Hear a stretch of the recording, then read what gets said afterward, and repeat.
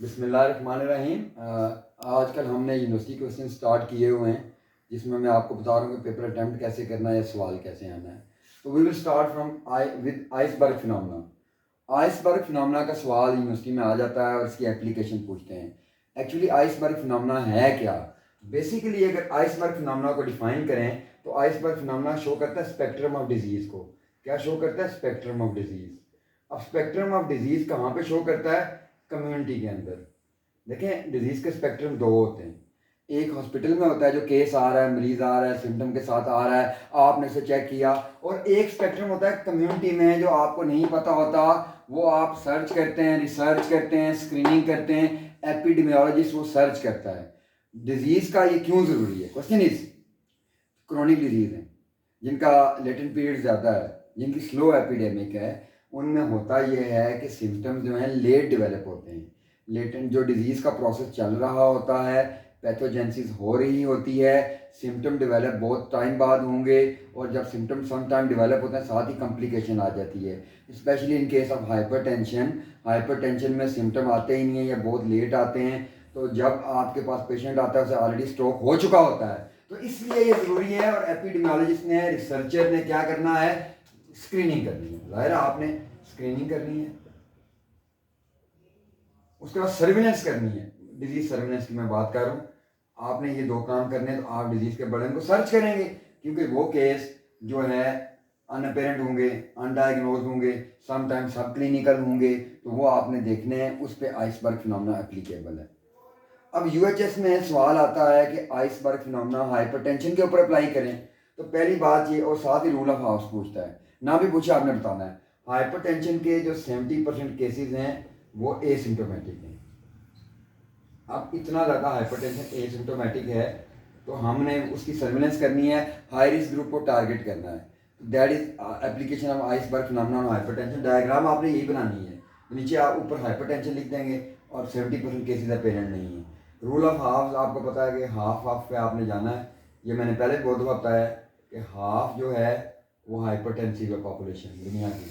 Half of the world is hypertensive और half क्या है? नॉर्मोटेंसिव।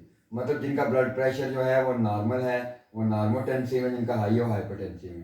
अब आपको पता है कि सारे हाइपरटेंसिव तो डायग्नोज नहीं होते, क्योंकि हमारे यहाँ सर्विलेंस नहीं है, स्क्रीनिंग नहीं है, डायग्नोस्टिक फैसिलिटीज़ नहीं है, अवेयरनेस नहीं है। तो होता क्या है, जो हाफ हाइपरटेंसिव हैं उनमें से हाफ डायग्नोज होते हैं। हाफ का हमें पता चलता है, हाफ जो हैं वो अनडायग्नोज रहते हैं, उनका हमें पता ही नहीं चलता। अब जो हाफ डायग्नोज होते हैं उनमें से भी देखें, बाज़ बंदे ट्रीटमेंट हाइपरटेंशन की सारी ज़िंदगी चलती है, कुछ दवाई लेते हैं, कुछ नहीं लेते, कुछ भूल जाते हैं। तो हाफ जो हैं वो ट्रीटमेंट लेते हैं, हाफ ट्रीटेड होते हैं, मतलब जिनकी हम ट्रीटमेंट करते हैं। लेकिन आधे क्या होते हैं बेचारे? अनट्रीटेड रहते हैं। क्यों? हमारे पास हेल्थ सिस्टम नहीं है, हेल्थ फैसिलिटीज़ नहीं है, हमारे पास मेडिसिन नहीं है, मेडिसिन फ्री नहीं है।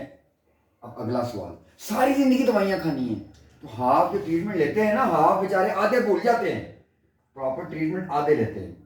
हाफ जो है वो प्रॉपर ट्रीटमेंट लेते हैं। प्रॉपर ट्रीटमेंट क्या है कि वो प्रॉपरली चेकअप कराते हैं, फॉलोअप करते हैं, मेडिसिन खाते हैं रेगुलरली। हाफ जो हैं वो इम्प्रॉपर ट्रीटमेंट लेते हैं, कभी गोली खाई कभी ना खाई, मतलब जब दिल किया दवाई खा ली, जब दिल किया दवाई नहीं खाई। हाफ जिनकी प्रॉपर ट्रीटमेंट होती है, अंदाज़ा लगाएं बर्डन का कि हाफ को कॉम्प्लिकेशन डेवलप हो जाती हैं। अब आधे बेचारे कॉम्प्लिकेशन, क्या कॉम्प्लिकेशन होती हैं आपको भी पता है कि कार्डियोवास्कुलर डिजीज़ होती हैं। इसमें कार्डियोवास्कुलर डिजीज़ के अलावा इसमें जो है आता है स्ट्रोक आता है। हाफ को कुछ नहीं होता, वो ठीक रहते हैं, अच्छा नॉर्मल रहते हैं। अब आधे जिनको कॉम्प्लिकेशन होती हैं, हमारा हेल्थ का सिस्टम ऐसा है कि अब एक बंदे को स्ट्रोक हो गया, हार्ट अटैक भी हो गया, हार्ट फेलियर भी हो गया, तो ट्रीटमेंट का प्रॉब्लम आएगा, तो वो उसमें से आधे की डेथ हो जाती है, हाफ डाई। तो ये आपने याद रखना है। This is rule of half और application of iceberg phenomenon hypertension. Same COVID में पूछ सकते हैं। कोविड में भी देखें, अपेरेंट जो थे सिम्टोमेटिक केस थे 10-20% थे, बाकी सारे एसिम्टोमेटिक थे, किसी को सिम्टम है ही नहीं। अब मसला क्या था? एसिम्टोमेटिक आगे डिजीज ट्रांसफर करता है।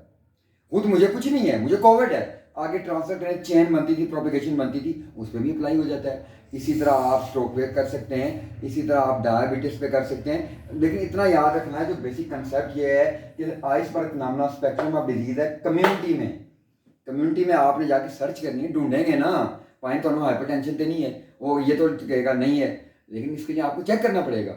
That's all, thank you. अब बोर्ड पे मार दें, इसको जूम कर दें,